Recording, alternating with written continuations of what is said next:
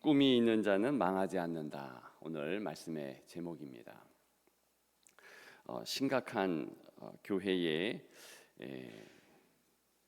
악한 상황, 도덕적 타락, 그런 내용이 오늘 본문에 나오고 있습니다. 그래서 교회의 영적 순결, 그리고 세속 사회와의 관계 설정을 오늘 본문은 하고 있는 것이지요.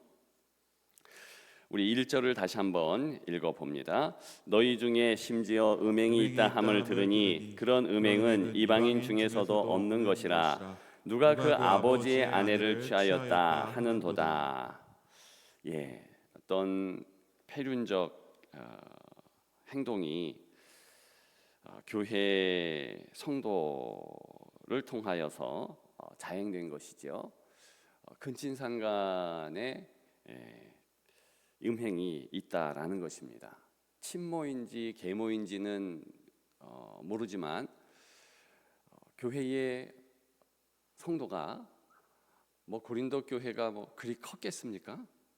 근데 다 알고 있는 그런 음행을 저질렀는데, 지금 사도 바울이 왜 격양되냐 하면, 이런 음행함은 세속적 법에도 지금 로마라는 이방인들의 법이 있습니다. 이건 세상의 법이에요.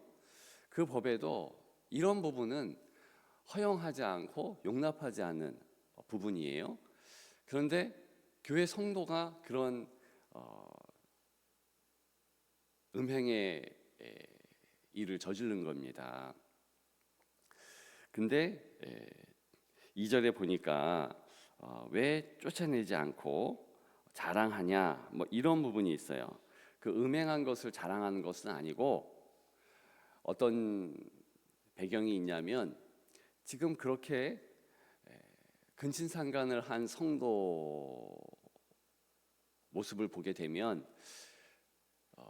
이 사람이 사회적으로 고린도성에 꽤나 높은 지위를 갖고 있는 듯합니다. 그 권력이 대단해요. 그러니까 성도들이 이런 사람이 우리 교회에 있는 것 자체가 참 귀하다. 저 사람을 높이 세상적으로 하나님이 쓰는 그런 분명한 사람인데 우리 교회 다닌다. 정말 괜찮아. 이러면서 저 사람이 우리 교인이야. 지금으로 치면 좀 이해하기 쉽죠. 시장 이상 아주 높은 이가 우리 교회 다녀. 제가 지방의 교회들 이렇게 이제 친구 목회자가 있어서 가 보면 목사님조차도 우리 교회에 이 지역에 유력한 누가 다녀. 그 이름 알지? 이런 말 하는 것을 직접 들었습니다. 그러니까 상황은 아시겠죠? 음행한 사람이 분명히 있는데 사회적으로는 명망도 있고 또 권력도 있고 칭찬도 받고 그렇다는 거예요. 근데 그 사람이 교인이야. 이런 부분에 대하여서 오늘 정확한 지침을 내리는 거예요. 먼저 우리가 기억해야 할 것이 있습니다. 교회는 성도들이 거룩하게 만들 의무가 있는 거라는 거. 요걸 반드시 분명하게 가져야 됩니다. 왜 그러냐 하면, 교회는요 성도들 간의 사이를 형제 자매로 봅니다. 그렇기 때문에 특히 관계를 강력하게 해야 할 수 있는 음행의 문제는 절대로 하지 말아야 되는 거예요. 조금 더 이런 문제를 살펴보도록 하고 계속 내용 정리를 하게 되면, 그래서 그 음행을 저지른 자에 대하여서 쫓아내야 된다. 그게 3절부터 5절까지 내용입니다. 근데 왜 그래야 되는가? 파멸 자체가 목적이 아니죠. 궁극적인 목적은 구원에 있습니다. 교회의 보호 울타리 밖으로 추방해서 사단의 공격에 노출시킨다. 그러면서 이 인간이 회개하고 돌아오면 궁극의 구원은 개인에게 받지 않느냐, 교회도 깨끗해지지 않느냐, 이 이야기를 하고 있는 것입니다. 우리 3절부터 5절까지 다 같이 읽습니다. 내가 실로 몸으로는 떠나 있으나 영으로는 함께 있어서 거기 있는 것 같이 이런 일 행한 자를 이미 판단하였노라. 주 예수의 이름으로 너희가 내 영과 함께 모여서 우리 주 예수의 능력으로 이런 자를 사탄에게 내주었으니 이는 육신은 멸하고 영은 주 예수의 날에 구원을 받게 하려 함이라. 아멘. 그러면서 교회 권징의 원형을 최초로 지금 선포하는 겁니다. 교회 권징의 가장 중요한 점은 뭐냐? 그러니까 교회가 성도들을 이제 징계할 수 있잖아요. 그 징계하는 최종 목적은 뭐야 되냐? 그 개인의 구원을 위해서 그러는 거예요. 이걸 꼭 기억해야 합니다. 그러면서 6절에 보면 이제 8절까지 이제 너희가 자랑하는 것이 옳지 아니하는도다. 뭘 했어요? 제가 말씀드렸듯이 그 성도의 신분이 높고 명망이 있고 근데 우리 교회의 교인이다, 이런 걸 자랑하는 거예요. 그러면서 적은 누룩이 온 덩어리에 퍼지는 것을 알지 못하느냐. 7절과 8절 다 같이 읽습니다. 너희는 누룩 없는 자인데 새 덩어리가 되기 위하여 묵은 누룩을 내버리라. 우리의 유월절 양 곧 그리스도께서 희생되셨느니라. 이러므로 우리가 명절을 지키되 묵은 누룩으로도 말고 악하고 악의에 찬 누룩으로도 말고 누룩이 없이 오직 순전함과 진실함의 떡으로 하자. 아멘. 자, 지금 누룩 이야기를 합니다. 유월절 때는 누룩이 없는 무교병을 먹어야 되잖아요. 유대인들은 누룩 그러면 유월절 그리고 그때 먹는 누룩 없는 빵, 요걸 생각하는 거예요. 굉장히 친밀한 문화적인 부분이죠. 근데 우리는 이런 부분에 대하여서 마음에 와닿지 않는 것은 사실입니다.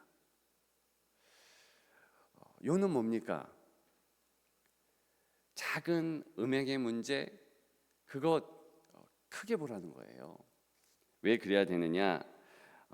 예수 그리스도께서 이 교회를 위하여서 어떤 희생을 했느냐? 십자가를 지셨어요. 그리고 교회의 머리가 되셨어요.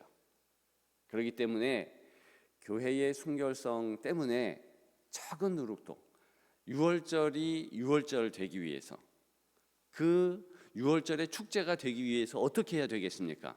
안팎에 누룩이 있나 없나 살펴야 돼요. 그래서 아이들이 실수로 모르고 그 누룩을 슬쩍 이렇게 툭 건드려 가지고 반죽해 놓은 밀가루에 빠져버려서 조금이라도 상하면 그거 다 버려야 되거든요. 그러니까 그런 부분이 없는지 안팎을 살펴야 되는데, 그런 것이 교회의 성도들의 행실이 돼야 된다라는 것이에요. 그러면서 8절 하반절에 오직 순전함과 진실함의 떡으로 하자.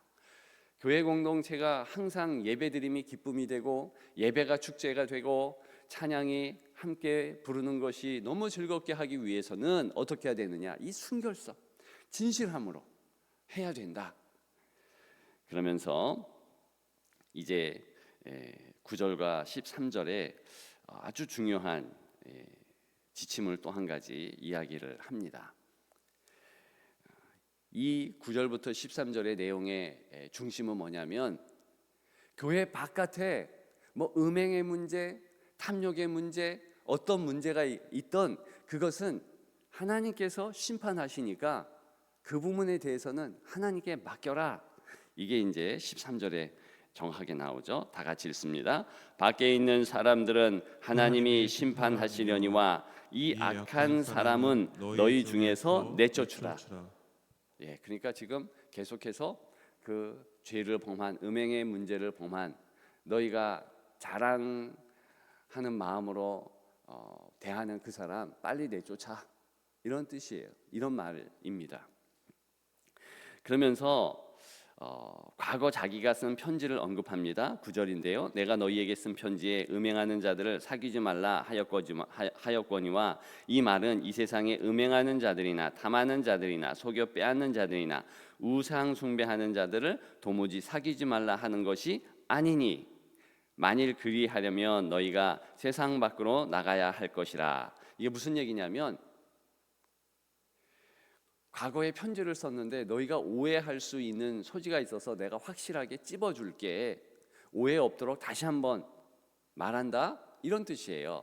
과거에 어떤 말을 했냐면, 음행하는 자들, 탐욕하는 자들과 절대로 사귀지 마라, 이렇게 얘기했다는 거예요. 근데 이 말한 대상은 누구냐 하면 세상 사람들이 아니고 교회 내의 사람들, 그러니까 세상에 있는 사람들에게는 복음을 전해야죠. 사도 바울도 본인이 선교하고 전도하는 대상이 누굽니까? 세상 사람들이야. 근데 이 사람들은요, 모르는 사람들이잖아요. 세상 풍속에 빠져서 자기들이 어떻게 살고 있는지, 그게 똥인지 된장인지 모르는 이런 이들은 만나주고 얘기해야 알잖아요. 그러니까 그런 사람들과의 교제는 계속 해야 된다. 그런 인간들과 교제 안 하려면 어떻게 해야 돼요? 저 산속에, 저 수도원에 들어가야지 되는 거 아니겠습니까? 그 사람들 다 끊으려면. 그러니까 세상 사람들에 대해서는 그냥 냅둬라. 너의 판단 관할이 아니고 심판은 하나님이 주시니까 그 사람들과의 교제는 계속해라, 이런 뜻이에요. 그런데 지금 다시 한번 강조하는 겁니다. 교회 안에서 세 가지, 특별히 음행의 문제, 탐욕의 문제, 우상 숭배를 여전히 하고 있는 사람이 있다? 추방해라.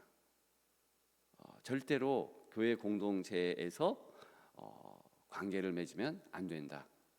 여러분 다 이해가 되죠? 이제는 왜 그래야 되는가, 이제 한번 정리 차원에서 말씀을 드립니다.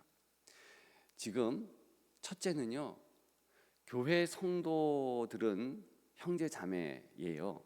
그러면 내가 지금 형제라고 일컫는 지금 문제를 일으킨 이 사람, 근친상간을 한 사람, 그 사람의 문제는 그 사람의 문제만이 아니고 내 문제가 되는 거예요. 왜? 형제니까. 예수 그리스도의 피보혈로 끈끈하게 가족이 된 거 아닙니까? 교회는 성도 간을 가족이라고 봅니다. 그렇기 때문에 근본적으로 우리가 직분을 부르고 그러지만 잘 생각해 보면은 그 직분 이전에 형제 자매인 거예요.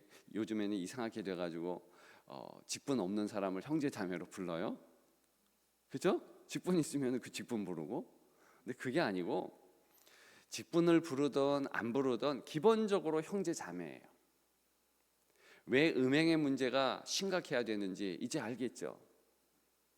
그리고 음행은요, 이스라엘 사람들이나 또 우리나 민감해야 되는 부분은 왜 그러냐 하면 그게 생명의 문제예요. 생명의 문제. 쾌락의 문제가 아니라니까요. 지금 근친상간을 행했다라는 것은 그렇게 해서 그게 자녀 문제 때문에 이렇게 했다는 이야기입니까?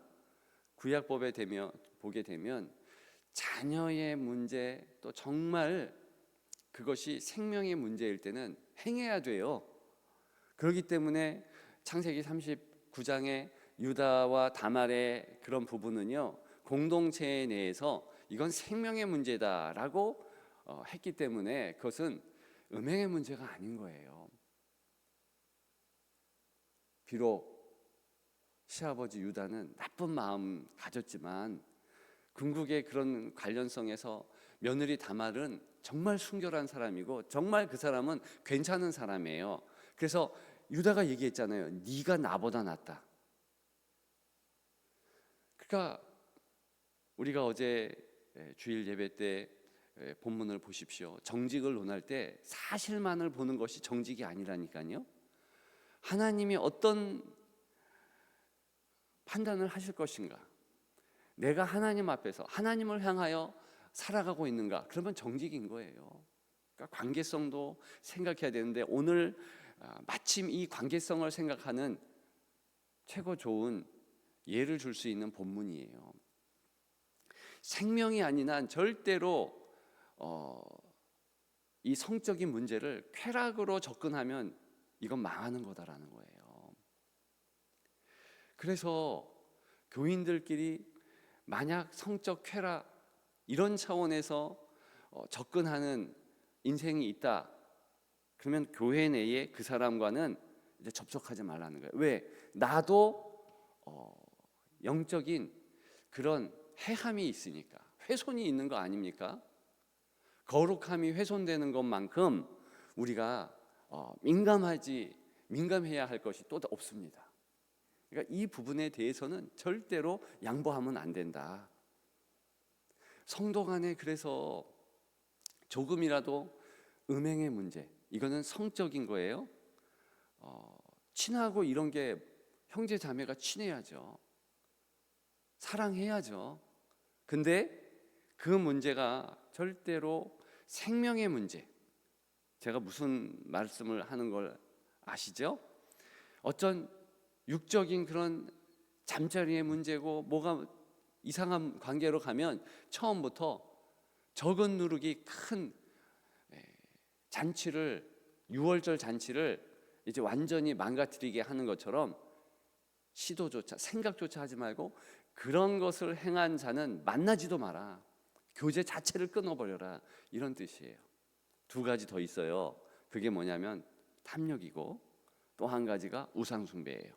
이것은 고린도 교회의 방파제예요. 방파제. 이방인들과 절대로 달라야 하는 것은 이 세 가지다라며 이제 교회 내 성도의 지침을 말하고 있는 것입니다. 이것이 교회의 청결의 부분이에요. 현대교회도 마찬가지입니다. 교회 내에 거룩성을 지키기 위해서 절대로 하지 말아야 할 일이 바로 음행의 문제예요. 성적 타락. 죄송하지만 제가 미국의 교회를 섬길 때 놀란 게 있어요. 청년들이요 얼마나 그때가 벌써 몇 년 전입니까? 30년 이상 막 한참 지난 일인데, 아니 사귄다고 해서 교회 수련회를 갔는데요 한 침대에 들어가요. 물론 이제 그렇다고 해서 성적인 뭐를 하는 건 아니죠. 제가 너무 놀랐어요. 깜짝 놀랐어요. 그거를 용인하는, 이제 그때 이제 저는 한국에 있다가 미국으로 들어간 지 얼마 안 됐고 그 교회를 이제 전도사로 섬기는 데가 얼마 안 됐으니까 그렇지만 그거를 묵인하는 교회의 리더들을 보면서요 저는 너무 충격이었어요. 그게 문화적 충격이었죠. 지금도 저는 그러면 안 된다고 봅니다. 어떻게 사귄다는 것 때문에 그 한 침대에, 그것도 이제 뭐 밤이 아니고 낮이지만 그렇게 할 수 있는 게 아닌 거예요. 그런 부분은 민감해야 되는 겁니다. 우리가 한 침대에 들어갔다라는 것은 벌써 의미가 있잖아요. 그러니까 처음부터. 그래서 제가 신학교 때 지침이 있습니다. 그래서 그것을 행할 때 여러분들 오해하지 마세요. 무슨 지침이냐면 절대로 신방을 갈 때 옆에 누구라 할지라도, 청년이든 나이 드신 권사님이라 할지라도 태우지 마라. 조수석은 절대로 안 된다. 뒤에 태워라. 물론 이제 다 같이 탈 땐 상관이 없죠. 근데 그거를 1순위로. 그리고 반드시 상담할 때는 교육자실에 문을 열고, 만약에 누구라 할지라도 남녀가, 할머니라 할지라도 남녀가 있는 것은 왜? 그게 구설수가 있을 수 있잖아요. 그렇기 때문에 문 열어놓고 3인. 그래서 신방도 왜 신방 권사가 대동하는가? 반드시 여성은 2명씩, 3명씩 다니는 거예요. 그래야지 자기들 처음부터 방어를 할 수 있고 오해하지 않고, 그러니까 그런 부분에 철저하게. 그래서 전에 교회는요, 만약에 교역자가 구설수가 하나 올랐다, 반드시 옷 벗어야 됐습니다. 반드시 관둬야 됐어요. 돈 문제, 여자 문제 있으면 철저했어요. 그러니까 돈 문제가 있다, 여자 문제가 있다, 신방 문제가 있다. 신방 해달라고 했는데 안 해준다, 그러면 그게 반드시 교역자 내려놓을 사유였어요.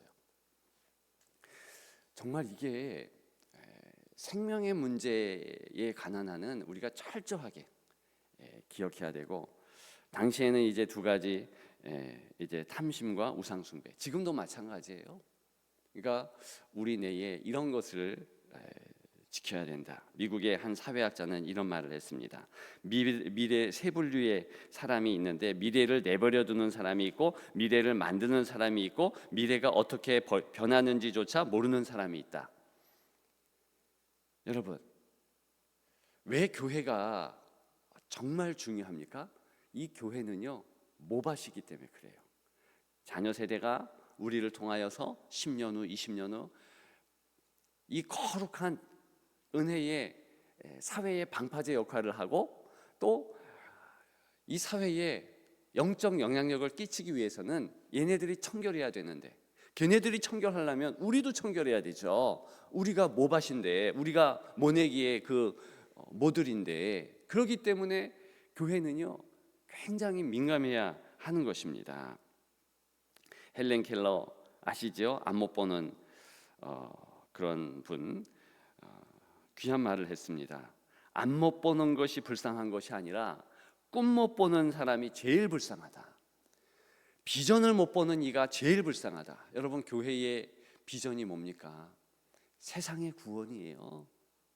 세상을 향한 하나님의 사랑을 증거하는 도구 되는 거예요.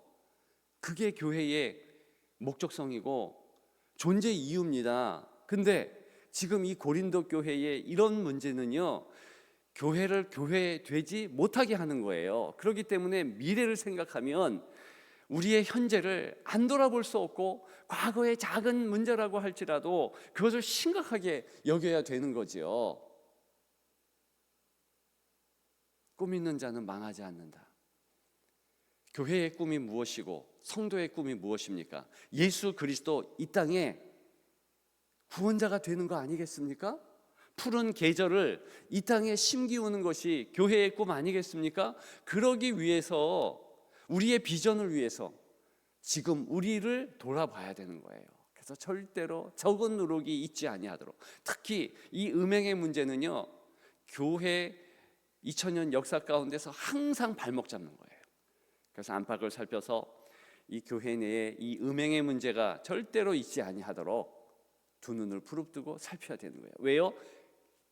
하나님의 은혜의 미래가 계속되기 위해서, 하나님의 성결한 것이 계속, 성결한 은혜가 계속되어서 자녀 세대도 우리처럼 하나님의 교회의 주축이 되고, 그 자녀 세대도 성숙과 성결을 이루면서 하나님의 복음에 가장 큰 영향력을 끼치는 그런 리더들이 되기 위해서 그렇습니다. 그래서 꿈이 있는 자는 망하지 않는다. 우리는 예수님의 꿈을 품고 있는 자들입니다. 그렇기 때문에 예수의 꿈을 품고 절대로 교회가 이 내부에서 망해지지 아니하도록, 특별히 음행의 문제는 생명의 문제, 그것을 꼭 기억하시며 우리 안팎을 다시 한번 보는 저와 여러분들 되시기를 주님의 이름으로 축복합니다. 기도하겠습니다. 하나님,